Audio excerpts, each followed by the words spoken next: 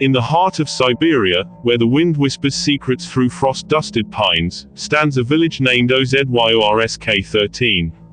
Founded as a research outpost during the Cold War, it was shrouded in secrecy, a whisper on the wind, even to other Russians.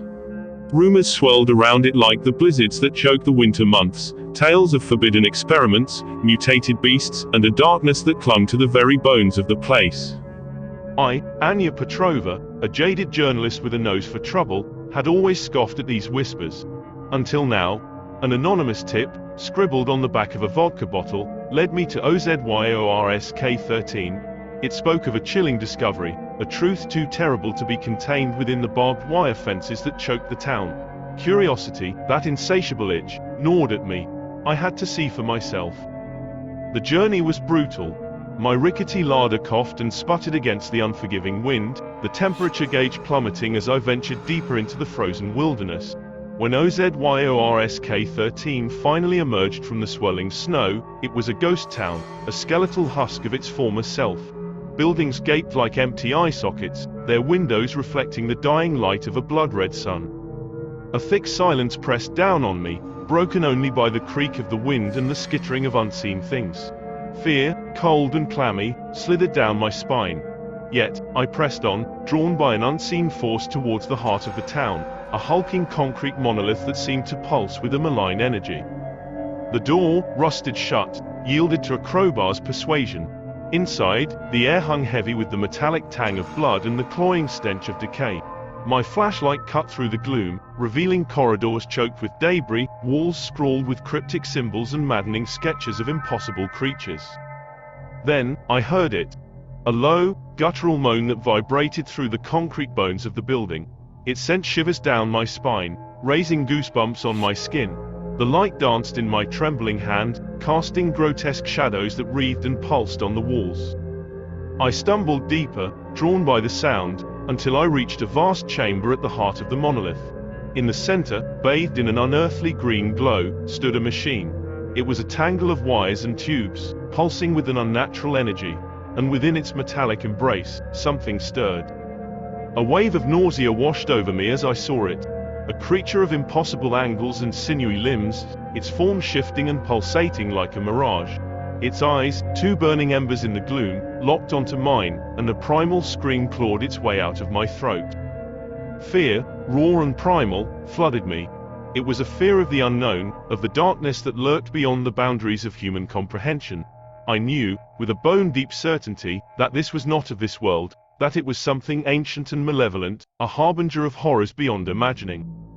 I turned to flee, but the creature was upon me. Its tendrils, slick and barbed, whipped through the air, wrapping around my legs, dragging me towards the pulsating machine. My screams echoed through the chamber, swallowed by the monstrous hum of the device. As I was drawn closer, I saw its purpose.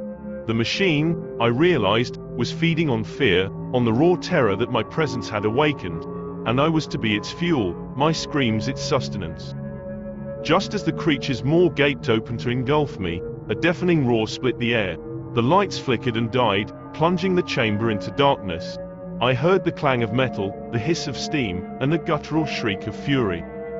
In the chaos, I scrambled free, tripping over debris as I stumbled back from the machine. My eyes, adjusting to the gloom, saw a hulking figure battling the monstrosity. It was a man, clad in a tattered fur coat, wielding a makeshift weapon forged from scrap metal. His face, weathered and scarred, held a defiance that mirrored my own. Together, we fought. The man, fueled by a deep-seated hatred for the creature that had ravaged his home, and I, driven by the primal urge to survive. We hacked and slashed, our makeshift weapons barely scratching the creature's hide, but we kept fighting. The fight was a macabre ballet of shadows and screams. The creature, a grotesque symphony of mismatched limbs and gnashing teeth, lashed out with unnatural swiftness, its flesh sloughing off under our blows only to regenerate within seconds. The man, Vasily, as he rasped through gritted teeth, fought with the desperation of a cornered bear. His eyes, burning with a feverish light, seemed to hold the weight of untold horrors. As I dodged a swipe of the creature's scythe-like claws, I noticed a loose control panel on the machine, sparking and spitting electricity. An idea, desperate and reckless, sparked in my mind. Ignoring the pounding in my chest, I lunged towards it, Vasily yelling a warning behind me. My fingers fumbled with the greasy levers, my vision blurring with adrenaline. A pull here, a twist there, a final frantic shove, and the machine lurched, its monstrous hum sputtering into a dying groan. The green glow flickered, sputtered, and finally died, plunging the chamber into an suffocating silence. The creature howled, a sound that clawed at my soul, its form rippling and distorting as its power source ebbed. Vasily roared his defiance, throwing all his weight behind a final blow. His metal blade sank deep into the creature's fleshy abdomen, a spray of black ichor coating the air. With a final, earth-shaking shriek, the monstrosity imploded in on itself, collapsing into a writhing mass of bone and sinew before dissolving into a viscous puddle of oily sludge. We stood there, panting, amidst the carnage, the silence pressing down on us like a physical weight. Vasily slumped against the machine, his body racked with coughs, his face smeared with the creature's foul blood. "It's finally over," he rasped, his voice hoarse. I nodded, tears stinging my eyes, exhaustion and relief warring within me. We had stared into the abyss and not blinked. We had survived, but at what cost? OZYORSK-13 was lost, a tomb for forgotten secrets and unspeakable horrors. But as we stumbled out into the pale dawn, the first rays of sunlight warming our numb faces, I knew we could not let the world forget what lurked in the shadows, what terrors slept beneath the frozen earth. It was a burden we shared, a chilling testament to the darkness we had faced and somehow, together, overcome. The story of OZYORSK-13, and the creature it held captive, would be my next expose, a beacon of warning against the dangers of unchecked ambition and the secrets that fester in the dark corners of the world.